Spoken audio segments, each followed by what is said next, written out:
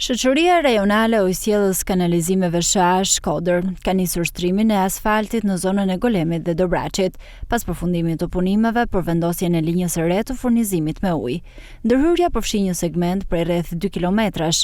Inxhinieri i firmës që po zbaton projektin, Ersil Daskali, shprehet se punimet për asfaltimin po zhvillohen në të gjithë segmentet ku është ndërhyrë për rrjetin e ujësjellësit, me qëllim rikëthimin e plotë të rrugëve me standarde normale dhe lehtësimin e qarkullimit për banorët. Po vazhdojmë me asfaltimet e rrugëve në Dobraç. Jo ndiku të rreth 2 kilometra, po punojmë me 2 grupe. I shërben edhe banorëve të zonës, edhe kalimtarëve. Kërkojmë edhe mirëkuptimin e tyre për shqetësimet që i kena sjell në lëvizje. Punimet po i kryjmë me ritme të larta. Shpresojmë t'i kryjmë sa më shpejt, ta mbyllim sa më shpejt, edhe të lehtësojmë edhe lëvizjen e banorëve. Projekti për linjën e re të furnizimit me ujë në zonën e Dobraçit pritet të sjellë përmirësim të ndjeshëm, duke garantuar cilësinë më të mirë të ujit të pishëm për zonat e përfshira. Asfaltimi është pjesa e fundit, po i bëhet masi më përpara kena shtri tubin e ujësjellësit, përmirëson ndjeshëm furnizimin me ujë të banorëve të zonës, gjithashtu edhe qytetit Shkodrës. Brenda standardeve, edhe është një punë e mirë që po bëhet për përmirësimin me ujë qytetit Shkodrës në përgjithësi.